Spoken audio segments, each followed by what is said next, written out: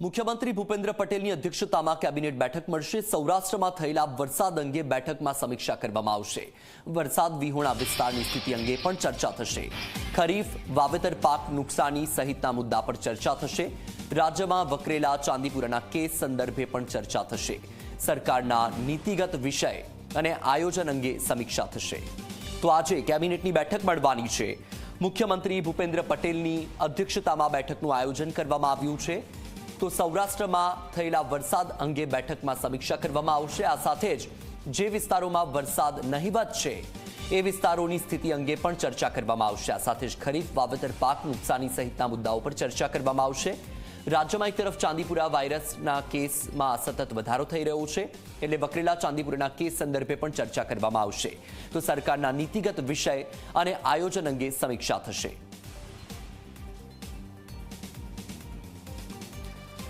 વધુ માહિતી મેળવીએ સંવાદદાતા હિતલ પાસેથી। હિતલ, મુખ્યમંત્રીની અધ્યક્ષતામાં કેબિનેટ બેઠકનું આયોજન કરવામાં આવ્યું છે, કયા મુદ્દાઓ મહત્વના રહેશે?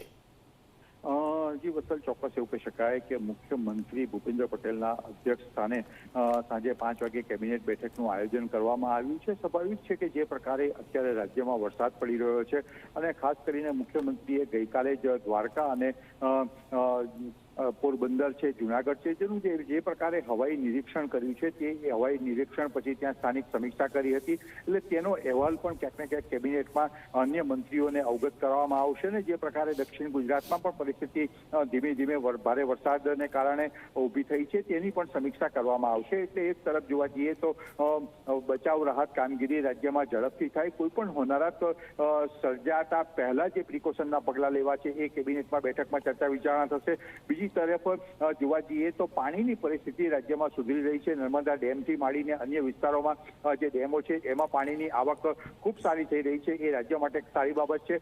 તેના કારણે કૃષિ વાવેતરની જે પરિસ્થિતિ છે તેની પણ સમીક્ષા કરવામાં આવશે। એક તરફ પોરબંદર અને એ વિસ્તારોમાં જે ભારેથી અતિ ભારે વરસાદ પડ્યો છે ત્યારે તેના નુકસાની સર્વેની જે પરિસ્થિતિ છે તેની પણ સમીક્ષા કરવામાં આવશે ને એ પ્રકારના મહત્વના આદેશ આજે આપી શકે છે। આ ઉપરાંત સીધી રીતે જોવા જઈએ તો ક્યાંક ને ક્યાંક આજની કેબિનેટ બેઠકમાં ગુજરાતના રાજ્યપાલ છે એ રાજ્યપાલનો જે સમયગાળો છે એ પૂરો થયો છે, ત્યારે તેમને વિદાય આપવાથી માંડીને અન્ય જે પગલાઓ છે એના પરિપ્રેક્ષમાં પણ ચર્ચા વિચારણા થાય તેવી શક્યતાઓ અત્યારે જોવામાં આવી રહી છે। જી વૈશાલ। બિલકુલ હિતલ, માહિતી બદલ આભાર।